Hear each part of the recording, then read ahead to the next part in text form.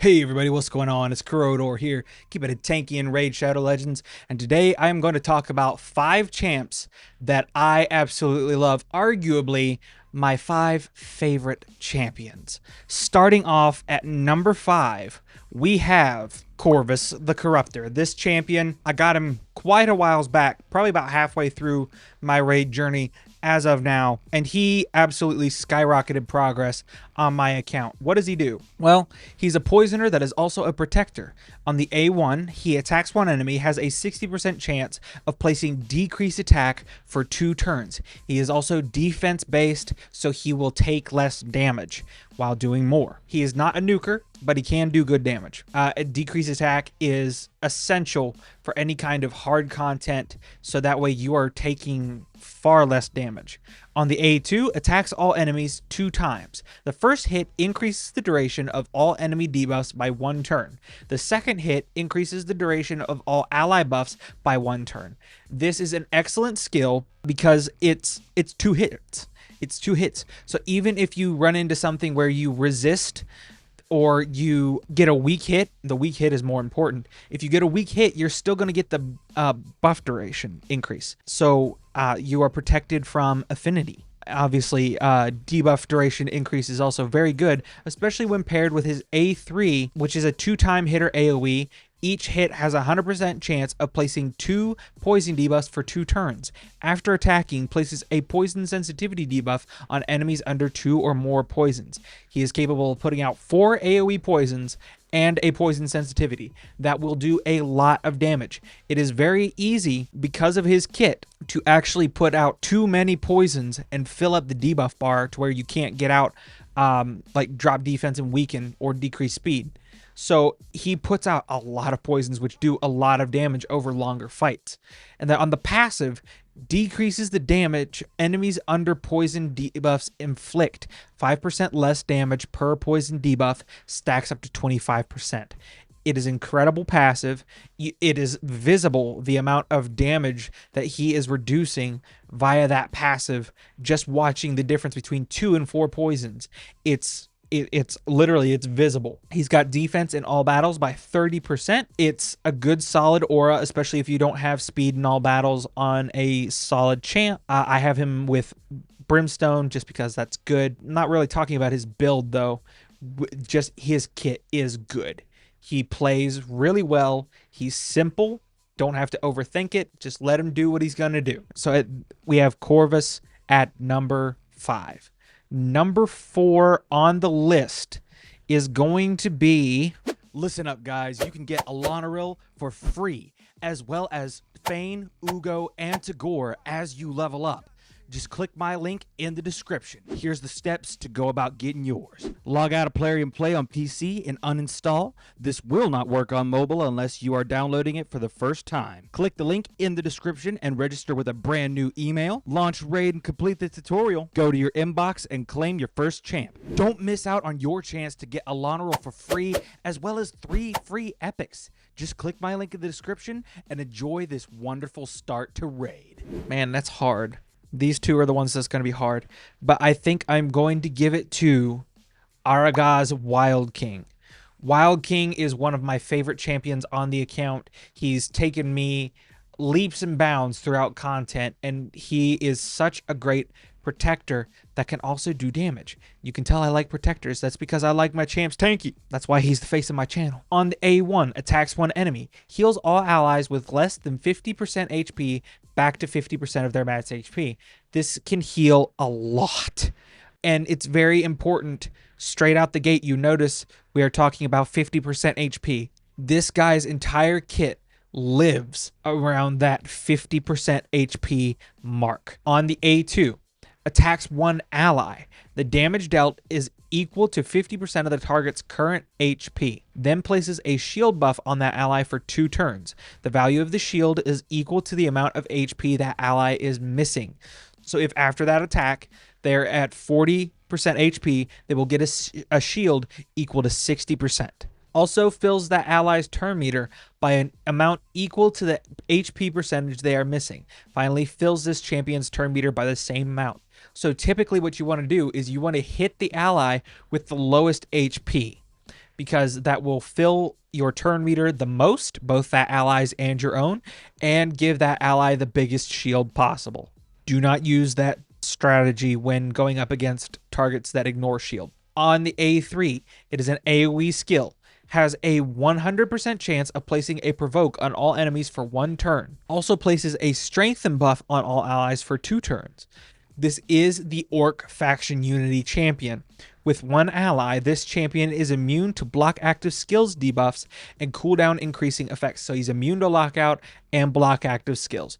Perfect. With 2 allies, instantly activates this skill whenever an ally's HP drops below 50%. Again, talking about that 50% HP. Instantly activating this skill will not place it on cooldown. It can happen again and again and again, as long as it's not within the same turn. And then with 3 allies, the provoke debuff cannot be resisted. It can still be blocked, but it cannot be resisted. You do not have to build him with accuracy if you are going to be running him with 3 other orcs. That is on a 3-turn cooldown. Both of his skills are on 3-turn cooldowns. And the passive, allies with 50% or less HP deal 30% more damage. So you have a lot of reasons to dance as closely as possible to that 50% HP. With 1 ally, allies with 50% or less HP receive 30% less damage as well. So it's like Tagoar on steroids. In fact, if you run him with Tagoar, which you should, that is 40% damage reduction for your team whenever they're at or below 50% HP. Whenever an ally or enemy dies, increases the HP, attack, defense, and speed of all allies by 5%, stacks up to 25%. And then this is the part that's on a 1-turn cooldown. Whenever an ally kills an enemy, grants that ally an instant turn. Occurs once per ally per round, and that is on a 1-turn cooldown. So once it happens, an ally, or he has to take a turn. His passive is incredibly strong. In fact, recently on a live stream, my chat and I actually found out a way to make the fastest champion in the game possible. Maybe I'll talk about that in another video if you want to see that. And he's part of that team because of his passive. He's got a defense in all battles by 33% aura, as well as orc HP in all battles by 25%. He is a very tanky champion that does a lot of different things: dealing damage, protection, healing, debuffing. He's got it all. That's at number 4. At number 3, we have Grand Oak Padraig. Grand Oak Padraig is one of the greatest champions in the game, in my opinion. He is arguably top 5 greatest supports in the game, if you ask me. He requires no accuracy in his kit because he doesn't place a single debuff or any such thing. So he's very easy to build. Just build him fast and tanky. And if you want him to be a mischief tank or be a very effective cleanser, which he is, build him with resistance. On the A1, attacks one enemy, has a 50% chance when booked of decreasing the cooldown of a random ally's active skill by 2 turns. So he has a reset ability on the A1. 50% chance when booked. That's pretty reliable. On the A2, teams up with all allies to attack a single enemy. The allies joining the attack will use their default skills. Also fully restores all allies destroyed max HP and places a continuous heal buff on all allies for 2 turns.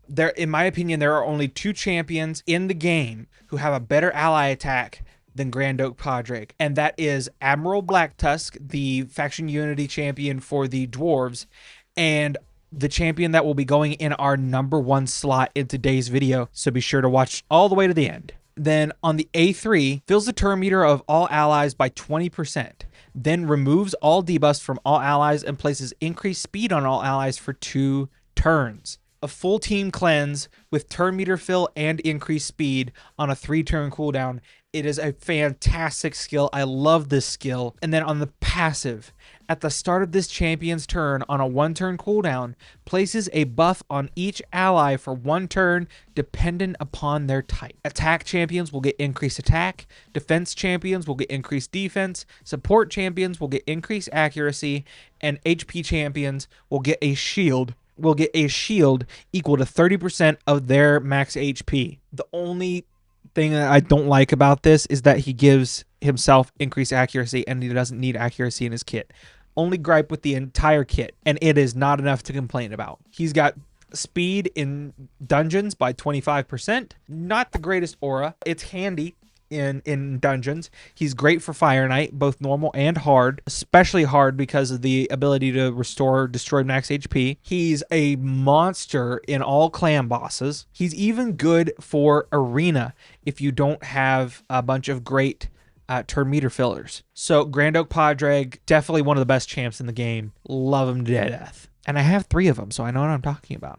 Number 2, a newer champion coming to the roster. Only had her for a couple of months. Raka Viletide. Raka is a phenomenal champion. My first Void Legendary, and I could only ask for a couple that are better than Raka Viletide. She is an amazing, amazing support. On the A1, attacks one enemy, heals the ally with the lowest HP by 10% of this champion's max HP. This heal can get so good. She literally practically has a continuous heal on her A1. It puts out that much healing.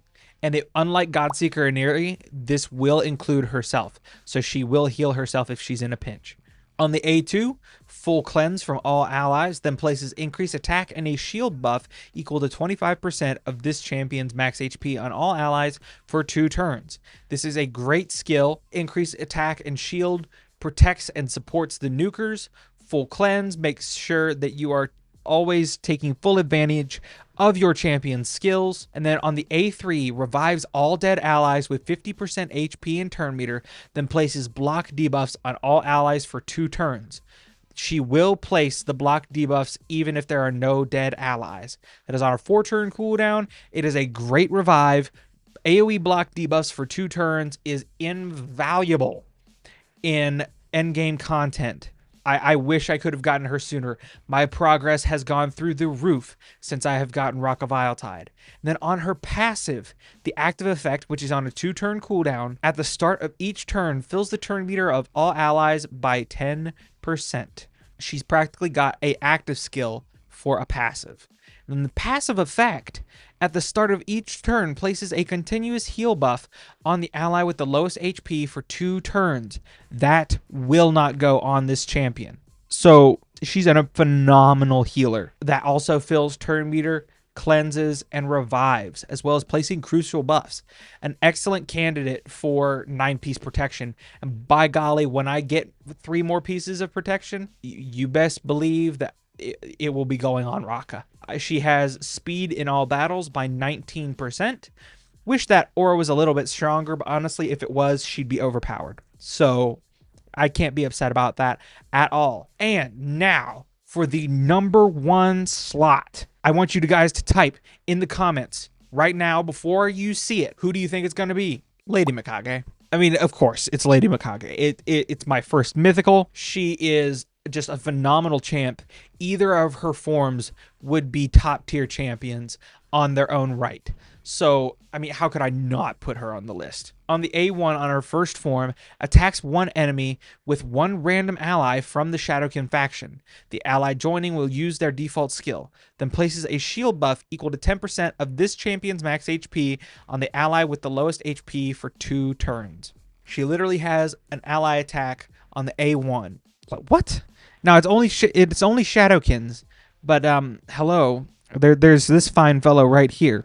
You bring Ninja, and every time Mikage A1's in her first form, so will Ninja. It's a nearly unstoppable duo, which if you're doing it in a boss fight, you're also giving Ninja turn meter. It's so strong for putting out obscene amounts of damage. On the A2, AoE decreases the duration of all enemy buffs and allied debuffs by 1 turn. So a pseudo buff strip and cleanse, and then increases the duration of all enemy debuffs and all ally buffs by 1 turn.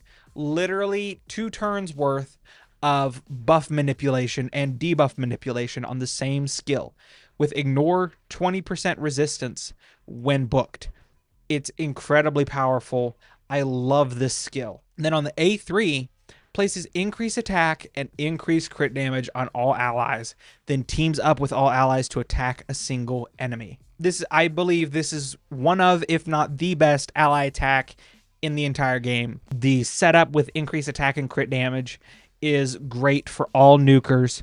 because even if they're not attack based, they're still getting the increased crit damage. It has to be on a 4-turn cooldown, otherwise she'd just be utterly broken. Not that she's not already. She's already a phenomenal champion. And then on the passive, at the start of this champion's turn, removes all debuffs from the ally with the highest attack. So going back to Ninja, Ninja can be hard crowd controlled with every debuff under the sun. And then as soon as Mikage takes a turn, he's cleansed, and then she A1s and he joins. It's such a powerful combo. Any Shadowkin nuker is a good pairing with Mikage. So if you don't have Ninja, there are options. Michinaki, Toshiro the Bloody. The new fusion could be used as well. It's just a really good kit. Both forms have accuracy in all battles for their aura, but then she turns into a PvP monster on her second form because, you know, it's a mythical. You get 2 champions for the price of 1. And then on the A1, attacks one enemy, places a sleep debuff for 1 turn. Also decreases the target's turn meter by 15%. You ignore resistance, so you're unlikely to get resisted unless it's 3%ed or bad affinity, and it's 100% land rate. And the amount of turn meter control that this champion has on the second form is absurd. On the A2, attacks all enemies, places a stun debuff for 1 turn, also decreases the turn meter of all enemies by 30%. She has 2 lockouts, or it's not lockout, 2 crowd control debuffs in this form. So she can literally perpetually prevent champions from ever getting a turn. I have wiped out entire teams doing that because of how much turn meter decrease she has and all the crowd control. On the A3, places increased accuracy on all allies for 2 turns, also removes all buffs from all enemies and places weaken on them for 2 turns. An AoE buff strip is incredibly valuable. Combine that with increased accuracy for all allies, so she's even more likely to do what she needs to do in PvP, just makes it all the better. And then the weaken just means that everybody gets to do more damage. And then on the passive, at the start of this champion's turn, decreases the turn meter of the enemy with the highest attack by 15%. You can come in here and drop somebody's turn meter by 30% or by 45% in a single turn with this champion. The amount of turn meter control she has is insane. She is the best, objectively the best champion on my account. And unless I pull one of the game-busting mythicals in the future, she is going to be the best champion on my account for the foreseeable future. All right, guys, that is going to be my top 5 favorites, and by extension, in my opinion, the top 5 best champions on my account. Guys, thank you so much for watching. Let me know your thoughts in the comments. Who are your top 5 favorite champions on your accounts? I love to hear from you guys. Y'all have such creative ideas and different play styles. I love to hear it. I'll catch you in the next one. Stay happy and healthy, and stay tanky.